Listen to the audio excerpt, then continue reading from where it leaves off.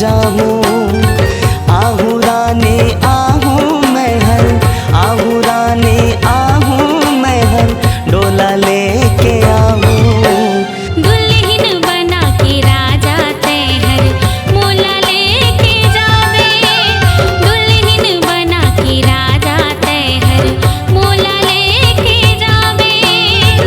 आवे राजा आवे तैहर, आवे राजा आवे तैहर, डोला लेके आवे।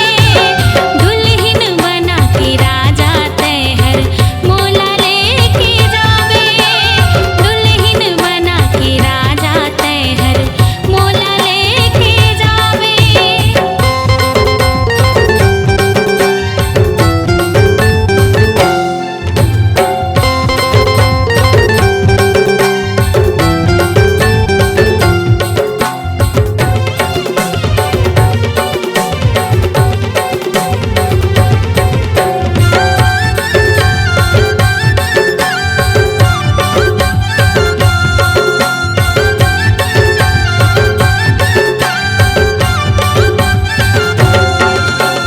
चंदा असन तोर रूप ह चमके, मैं बन बैठूं चकोर हो।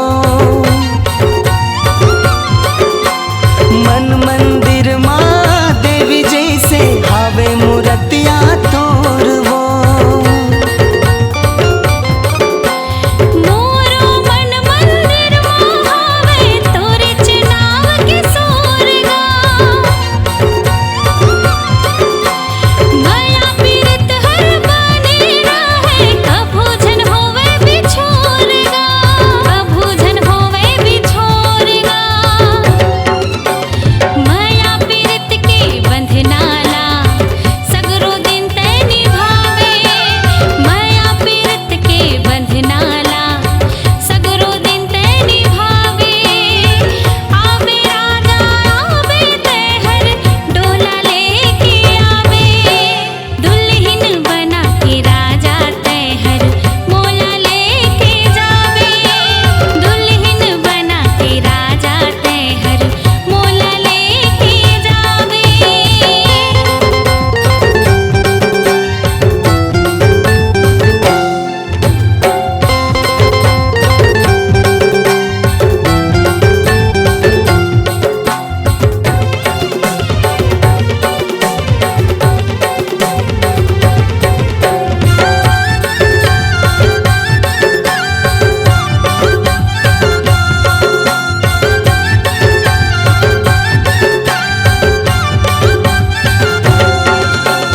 तोरच नाम के राजा मैं हर करहूँ 16 सिंगारगा। सुमता के बिरवा माँ रखूँ अपने घर परिवारला।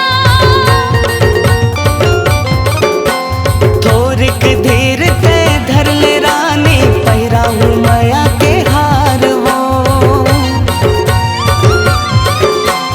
अति के दिन ले भावर पर आके, ले जाऊं मैं जोड़ीदार वो, ले जाऊं मैं जोड़ीदार वो।